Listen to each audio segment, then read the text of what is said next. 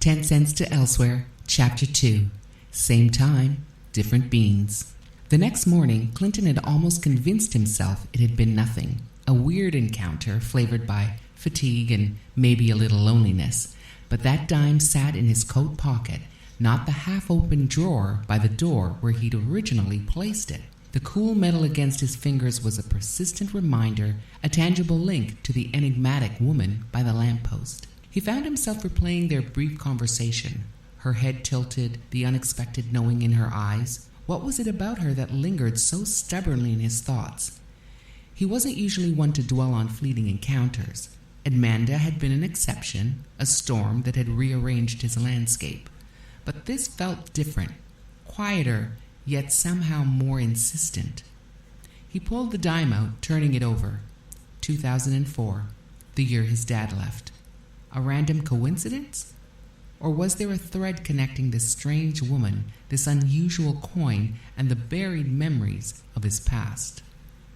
He couldn't quite shake the feeling that the encounter at the bus terminal was more than just a chance meeting. It was the first note in a melody he didn't yet understand. After work, he walked past the terminal again, that evening, slowing the pace at the usual corner. But she wasn't there. Only a flickering street lamp and a pigeon rustling through an old napkin. Still, he'd stood there for a moment, feeling oddly exposed, like a conversation had ended mid-sentence. He didn't know if he was relieved or disappointed. Maybe both. So instead of waiting, he turned the corner and headed to Café Mocha, a neutral space, somewhere with coffee and fewer questions. He was meeting Ricky, his oldest and most unpredictable friend. They met in university, where Clinton had been double majoring in anxiety and overachievement, and Ricky had breezed through electives like they were speed dates. On paper, they were opposites. Clinton was structured, methodical, cautiously sincere. Ricky was chaos in a hoodie, equal parts charm and distraction. But something had clicked. Maybe it was the way Ricky could disarm a room with a joke, or the fact that he was smarter than he let on. Sharp in ways that didn't always show up on transcripts. Clinton liked that about him. Ricky never had a serious relationship in his life, and Clinton wasn't expecting that to change anytime soon. But when the noise quieted and things truly mattered, Ricky was there, dropping everything, no matter the cost. Always had. Clinton pushed open the glass door of Café Mocha. The bell above the door jingled. Inside, it smelled like roasted beans and vanilla syrup, and the owner behind the counter gave him the familiar up nod. Clinton glanced around as he walked further into Café Mocha. He claimed his usual booth, the one by the window with the wobbly table leg and a direct view of the crosswalk. 2 minutes later, Ricky Varela burst in like the wind had personally invited him. He looked like he'd been somewhere unnecessary on purpose. Half hoodie zipped, gold sneakers gleaming, and the scent of cheap cologne trailing him like it was proud to arrive first. Yo! Sorry, Ricky said, sliding into the booth. Got stuck talking to the florist next to the bank. She said she liked my energy. Clinton raised his eyebrow. You say that every time someone doesn't mace you. Ricky flashed a grin. Exactly. I'm consistent. The waitress appeared without asking, dropping their usuals. Black coffee for Clinton, a caramel latte with enough whipped cream to qualify as dessert for Ricky. So, Ricky said, unwrapping a straw like he was about to sip through molten sugar. What's the emergency? You text me like a drama bomb just went off. What's up? Clinton smirked, took a long sip, then said, she was there again. He mentioned her to Ricky a few times now, the mysterious girl, who, for some reason, had him inexplicably drawn to her. Same place, same energy, Clinton said, almost to himself. I don't know, there's something drawing me to her energy. Boom, Ricky snapped. Dime girl and mystery moonwalker. Did you finally ask her to marry you? Or at least explain this dramatic coin-based communication style? I talked to her, Clinton said. Ricky froze with the straw halfway to his mouth. Wait, you talked to her? With like sentences and mouth sounds? What did she say? Clinton stared out the window. She said maybe she's just scenery. Ricky blinked. Okay, that's either some next level poetry or she just dropped a riddle on you for fun. Clinton frowned. I don't know. It felt like she was talking to me, but also not. Like she was in her own world. Ricky nodded thoughtful. Mystery woman, huh? So what? She just walked off? Clinton shook his head. I was going to offer her coffee, but that second she turned away and started walking off, that damn dime showed up, like it fell out of thin air. Ricky leaned back, eyes wide. Bro, that's either a red flag or a red velvet carpet to destiny. Clinton shot him a look. How are you both helpful and useless at the same time? Ricky smirked, unfazed. It's a gift. They sipped in silence for a moment. A man outside dropped his phone, cursed, and picked it up like it hadn't shattered. Inside, the jazz playlist slid into something moody and slow. You still got the dime? Ricky asked. Clinton pulled it from his coat pocket, still not sure if he put it there himself or had got there by divine intervention. He slid it across the table, and Ricky picked it up slowly like it might do something strange. Clinton fought the urge to snatch it back. It felt wrong, somehow, to let someone else hold it, like sharing a secret that hadn't finished telling itself. 2004, Ricky read. That mean anything? Clinton hesitated.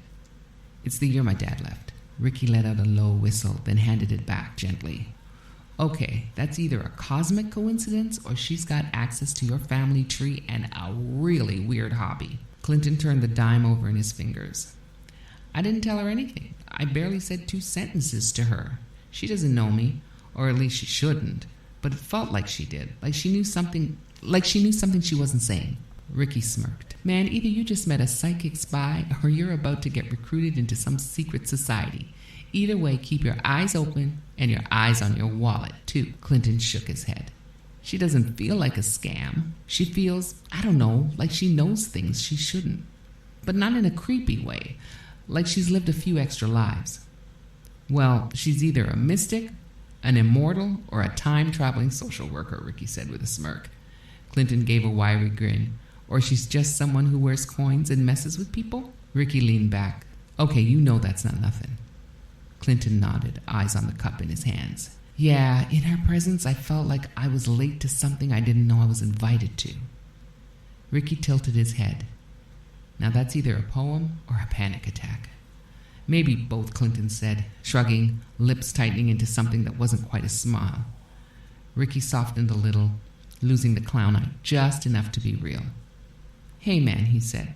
Nothing's wrong with that.